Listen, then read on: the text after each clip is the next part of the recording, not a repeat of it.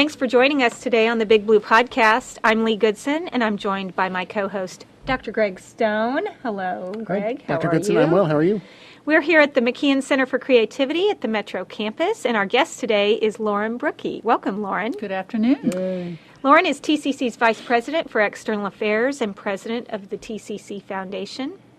And Lauren, we're really excited about some things coming up with the foundation. We're really embarking on some work different, bigger. I don't want to say different, but bigger than we've ever done before, and really more formal than we've done before. The foundation recently launched the quiet phase, right? Quote, the quiet Not quiet phase. anymore. It's not very quiet anymore, of our new multi-year campaign. And tell us about the goals and how much progress we've already made on the campaign. Well, Dr. Goodson, I think bigger is a great word to use to describe what we're doing because, as you know, the total goal is $20 million, and the $20 million is really intended to support your initiative and the college's initiative on pathways and student success. In other words, how do we as a foundation, as a community, remove those barriers that keep students from having a successful pathway in college and achieving either graduation or transfer? So this campaign's focused on that, and it is been great so far. As you know, we're 40% toward our total goal within a couple of months. And the community and our donors have just been overwhelming. And I think that goes back to the story that began this campaign, which is your story about pathways in our community. People really connected with the need to provide supports for students, give them clear paths for graduation. They remember their own experiences in college, and they know what their own children or students have been through, and it can be confusing sometimes how to navigate, and this campaign is about that. Well, and it's great to be able to move forward with that kind of community support from donors at a time when things are so financially uncertain from the state that isn't keeping us from doing what we know we need to do for students. So it's really exciting. Well, Dr. Stone, that's a great point. I think it's been tremendous to be able to be part of something that will give this institution momentum when we're facing some pretty tough environmental conditions, budget conditions. And I really credit the community for that, and TCC's history and its plans for the future. People are just excited about it.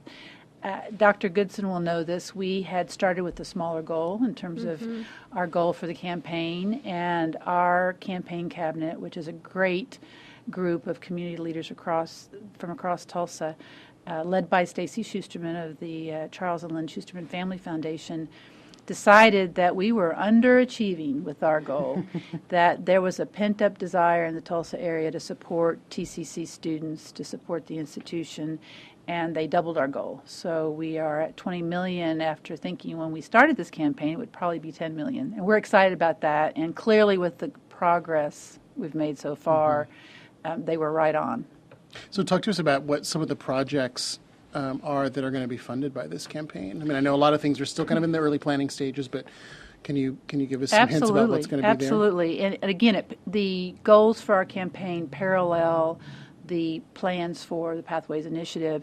We put the campaign in 3 different pillar areas. One is financial, providing student scholarships. So we really want to build in our foundation the endowment we have for student scholarships.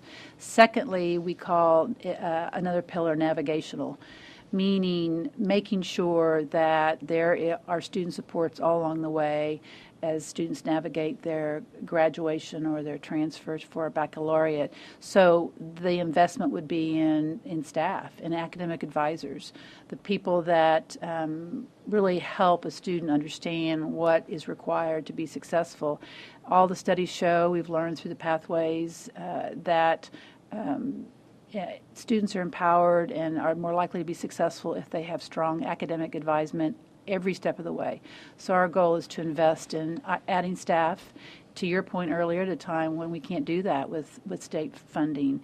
And those advisors will increase their contacts with students, which will then help them be more successful. And then finally, physical is another pillar of our campaign, and that refers to the structural and building changes we'll make on each of our campuses in order to make it easier for students to navigate our offices, all the people they need to see, all the processes they need to take on when they become students. It's really exciting. You've developed the opportunity and the materials for us to go out and talk with prospective donors, and just the way that some of the community leaders and philanthropists in the Tulsa area want to help our students is just, it's really incredible. And one of the gifts that we received, part of the Charles and Lynn Schusterman Family Foundation, they made a lead gift of $4 million plus a $1 million, additional $1 million to match. So if people are interested in scholarship, they can match get their gift matched dollar for dollar by the Charles and Lynn Schusterman Family Foundation up to $1 million, and that's for gifts under $100,000. So you can give $100, and it's a $200 gift. You can give $50,000, and it's a $100,000 gift. So the odds are really good, or the ratios are in favor of the donor. You're doubling your that's money, right. essentially, You're doubling your money. which is a really nice feeling when you're a donor. It is. It's really good. So one thing you've done over the past 3 years is you've really cultivated some wonderful volunteers to serve on our foundation board. It is, when you look at it and who's on the board and their community leadership and community engagement, it's really a board as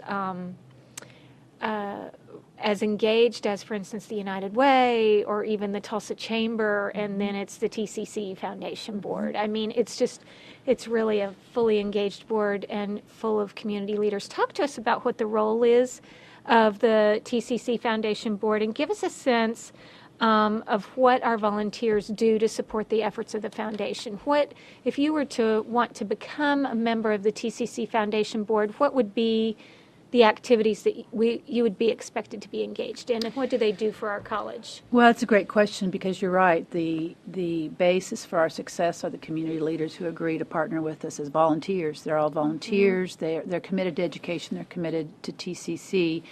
And their mission at its very most basic is to support the faculty, staff, and students of Tulsa Community College. So they understand that their role is to bring resources to the institution that support our mission. They understand that they need to bring those resources in, and then also invest them wisely and manage those resources in a way that benefits the college at the highest level. And then finally, they play a role in our activities and our events, and they get to know the college better so that they can match the institution, its needs with the community. So being a trustee really requires a strong interest in education, strong interest in the community, and a desire to support us through resources and gathering resources and relationships that can add that extra layer or margin of excellence, as we call it, that takes our boat and makes it, rise even higher. And we really we lean on our trustees for that. I'm Greg Stone here with President Goodson, and you're listening to the Big Blue Podcast. And our very special guest today is Lauren Brookey, Vice President of External Affairs and President of the TCC Foundation. Lauren, one of the other major efforts, I feel like it's a major effort of the foundation each year, is the Employee Believe campaign. How did that come about? It's still a relatively new campaign. Give us a sense of the history of that and how it's important to the foundation overall as a whole. Because I know it's really important to have employee support for the foundation when we go to donors with requests as well, right? Well, I think you've just told our story very well. Actually, you hit the nail on the head. First of all, the Believe campaign, as we call it today, started in its present form in 2013, and it is solely focused on raising resources and funds from employees of TCC for the TCC Foundation. And its rationale is that our donors, our community, believe in the college and its programs and its needs as much as our employees do. And so it's really critical that we demonstrate how connected our employees are to what we're trying to accomplish. And the Believe campaign is, we try to make it fun, we try to make it enjoyable and easy for our employees to show their commitment to the work of the foundation, the needs of our students. This year, we're capping it off with a lip sync battle, and I'm doing a little throwdown here, Dr. Stone and Dr. Goodson, to bring on your Jimmy Fallon when the campuses compete for the Grand Champion event, which will be February 8th, and that will be one of our fundraising activities for the Believe campaign. But you're absolutely right that employee engagement in the work of the foundation is one of the first things a donor looks for, in addition to the involvement of our trustees, before they make their own commitment to our institution.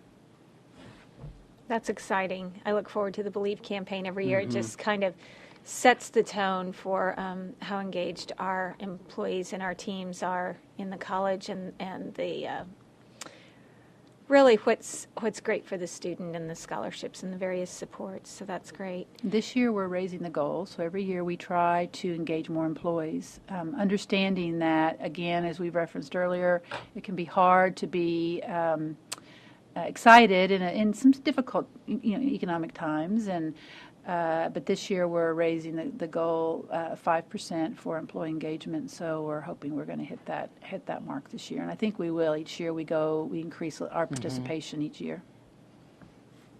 Talk to us a few minutes about the Cathedral District. We're right here at the Tom McKeon Center for Creativity at the Metro campus, and we're in the Cathedral District, and it's something that you and our good friends over at Synergy, Gordy Guest, started. I guess it's been 3 years. It been has working been. on it It 3 has years. I been. remember the first meeting.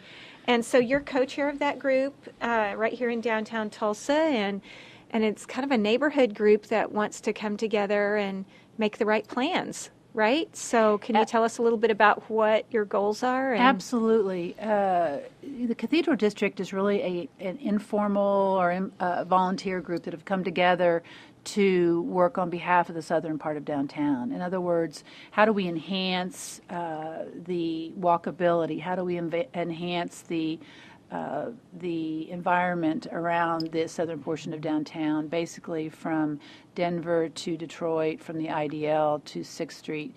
And the Cathedral District is somewhat unusual in that it has several major property owners. It's not quite as broken up as some of the other parts of downtown. And those property owners, one being TCC, came together and decided that it would be best for all of the participants in the southern part of downtown where businesses are, if they work together, that they did some proactive activities instead of reactive activities to development in that part of the town. I think Tulsa Community College is particularly interested because at the end of the day, we want our campus to be exciting, interesting, attractive to future students. We want it to enhance their education experience. So not only is the campus important, but the area that surrounds the campus is important. We want to be part of creating some exciting development plans for South Downtown. So all this group is working together to make that happen. Lauren, before we let you go, we want to ask you the big question that we ask everybody who sits down with us, which is, if you could go back in time and give your 18-year-old college-going self some advice, what would that advice be? I just love that question because it really makes you reflect, and reflection's good. So I've been thinking about it, and I can't do it without mentioning two. So the first piece of advice I think would be to be bold. So I don't think the world punishes you for being bold, and I think at 18 you don't necessarily feel bold. But yet, the bolder you are, the more likely you're going to have a rich and exciting experience in the future. So that's one. The second one is one that I've learned myself over the years, and that is to stay connected with the people, the professors, the organizations that help you along the way, and kind of keep that relationship going. Because some of my greatest greatest feelings as I've matured have been those related to people that I can go back to and talk to or have maintained a relationship with over time. And you watch that relationship grow and strengthen and be a real resource to you later on in life. As a young person, we're often looking forward all the time. How can I get to the next step, the next step? A lot of times, some of the best resources you have in your life are the people who are helping you along the way, engage with you along the way. And so I might just suggest to stay connected to a lot of those different individuals, organizations that it makes sense to stay connected to. That's great advice. Well, and certainly you live that advice every day in the work that you do for the college, so thanks for that. And as on behalf of someone who got to know you a little bit as a faculty member, how much that your interest and your heart is in teaching and learning and helping students.